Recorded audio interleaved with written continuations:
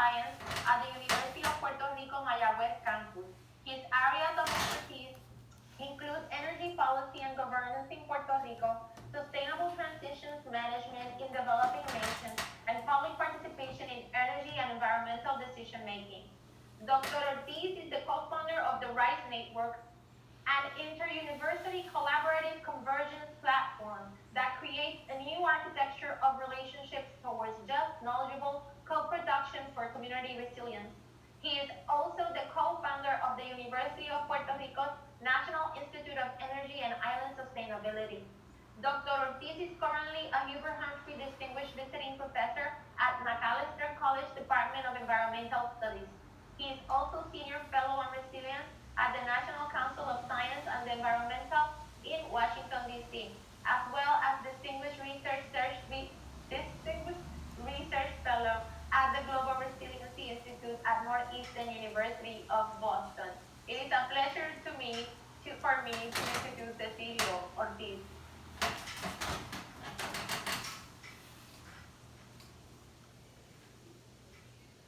Me unmute myself here. Good morning. There. Good morning. Thanks, first of all, to Adi and Maria Concepcion of Oxfam for the opportunity to join this panel that humbles me and makes me think about all of those things Adi said, and I'm really a student today, really learning from everybody in the panel. Thank you, Congresswoman, also for the opportunity to again address you in these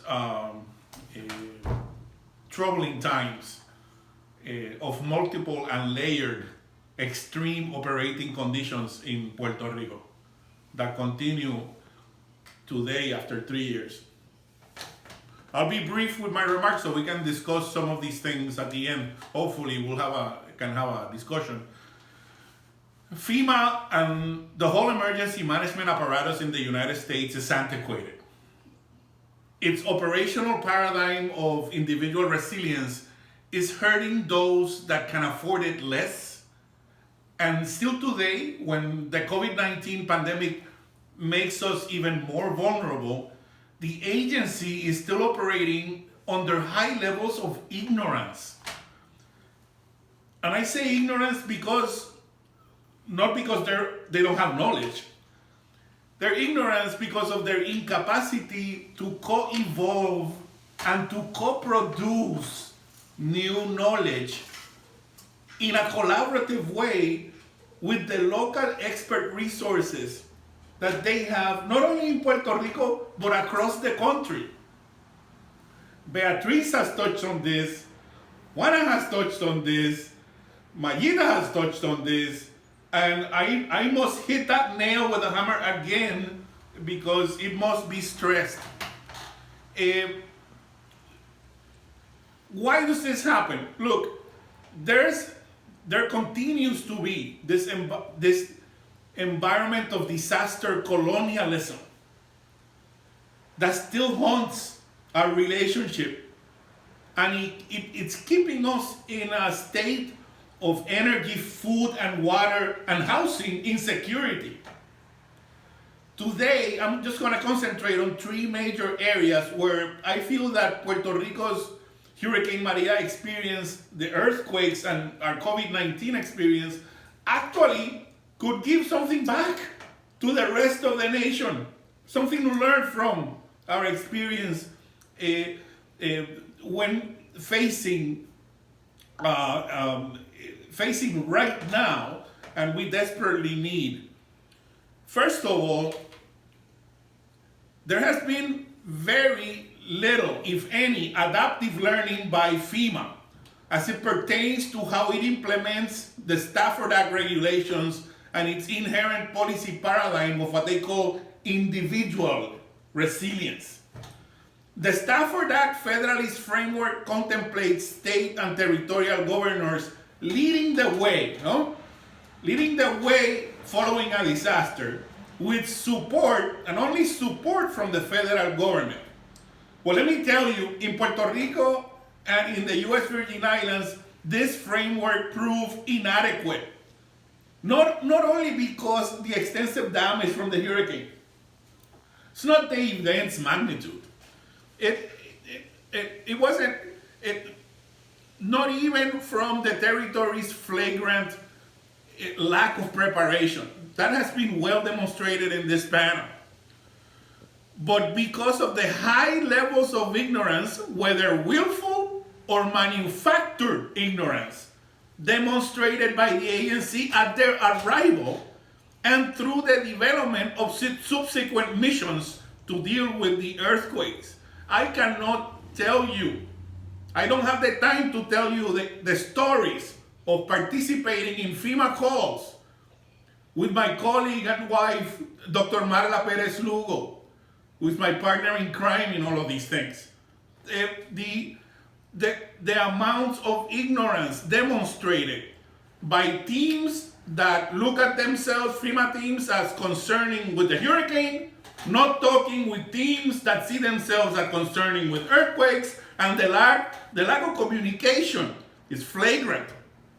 So, let me tell you, in rice and beans, if FEMA is going to continue its policy of devolution of primary responsibility and resiliency to states and territories, it needs to revamp that relationship with all states and territories. It needs to change that relationship. Its communications, its understanding and contextualization of local realities on the ground, all of those things are preventing the efforts of very well prepared, not static and static communities needing of help. If you listen to Juana, that's not the case. Not static municipalities waiting for you to come and save me. If you listen to Maguita, that's not the case. If you listen to Beatriz with the housing expertise that we have, that's not the case. The case is that our relationship right now is broken. So we can think that the most important issues are the issues of climate change, of renewable energy, of coastal management. Those are not the real issues. The real issues are relational. And until we go to the root of that relationship, we won't be moving too far, unfortunately. So FEMA has to start engaging with jurisdictions in a continuous process so that no knowledge gaps exist at impact time, which is exactly the point that Beatriz is making about concentrating on a particular stage of the emergency management process. So FEMA today, in terms of intergovernmental relations, falls way short of what is necessary to properly identify, engage, coordinate, and execute highly collaborative operations previous to the event. You cannot wait till the event happens to start developing a relationship with your mayors. You cannot wait until the event happens to start identifying, what resources do I have in housing? No, that needs to be developed and constantly revamped, okay? So, we know this. In fact, Puerto Rico has been knowing things that have been seen during the COVID-19 pandemic. We know these things since Maria. In November of 2019, over 100 universities, agencies, local governments, communities, NGOs responded to a call we made to discuss these issues. So, over 500 colleagues came to the conclusion that this was the main problem facing our emergency management apparatus. And there was a name for its solution, and the name was RISE. Resiliency in innovation, through innovation in recovery and reconstruction. Rice, it's a gift from Puerto Rico to the nation. It comes out of local knowledge in Puerto Rico that has been working with communities like Juana's in all over Puerto Rico.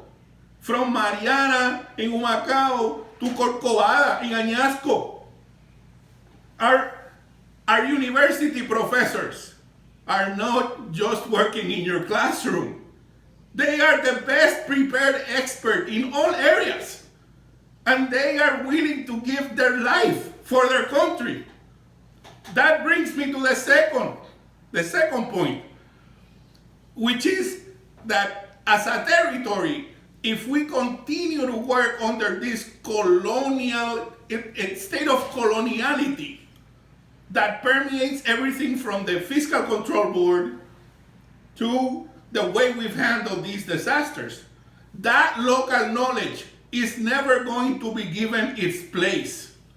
Let me give you one example that I lived after the hurricane. When we received the visit of the RAND Corporation to our university to tell us to become their grad students and go collect data and do focus groups for them so that they could write the report about how to deal in terms of policy during this crisis. I'm supposed to sit there and take that. We're not going to take that. That is academic colonialism. That needs to change. Look, my last point, certainly this I have to keep on hitting this point about ignorance, because the amount of ignorance exhibited by FEMA with regards to local expert knowledge is just amazing. And it's not just in the academic community. If we're going to talk about community resilience, you need to know what those communities can give. Communities of interest, like the League of Cities. Communities of practice, such like our professional communities. Academic communities and all. We all have vulnerabilities, but we exhibit a lot of resilience under these conditions. So if just to finish, I just want to make clear that the priorities that guide Puerto Rico's governmental efforts of recovery and reconstruction really are upside down. Like I said, just thinking that renewable energy or sustainable housing or sustainable agriculture are going to fix this. These are important things. And they generate the most impact in terms of economics, and they generate the most impact in terms of perhaps economic growth, not even development. But let me tell you what the important things end up being now. Over 40 organizations are demanding a poverty reduction plan for children and youth in Puerto Rico.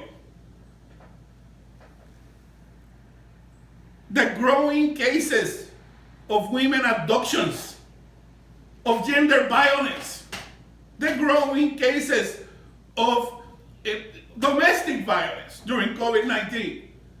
These are the issues that need to drive recovery and reconstruction efforts, not the technology first and then the social comes after. It's totally the opposite. These should be the driving issues of this recovery if we truly want to increase community resilience in Puerto Rico. Let me just end by saying that a society that seeks to capitalize monetarily on the misery and the disgrace of its population. Let me repeat that. A society that's willing to capitalize monetarily, commodify pain,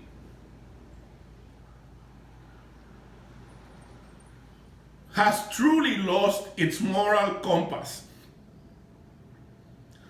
and it might well be on the pathway to losing its humanity.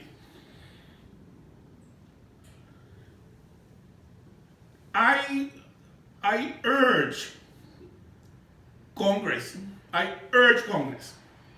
to listen to the solutions that we bring here today. I'm just throwing two at you. Fund RISE, and from Puerto Rico, allow that experience to flow through the rest of the United States. FEMA can do it if they actually put themselves to it. And second of all, don't let INESI die. Don't let local knowledge die. My university is dying. Officials won't tell you to the face, but it's what's been happening even before Maria. Those are the pillars on which resilience really rests.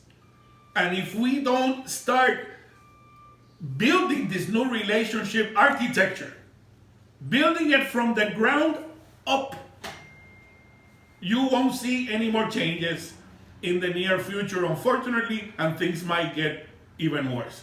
Thank you for your attention and look forward to the discussion.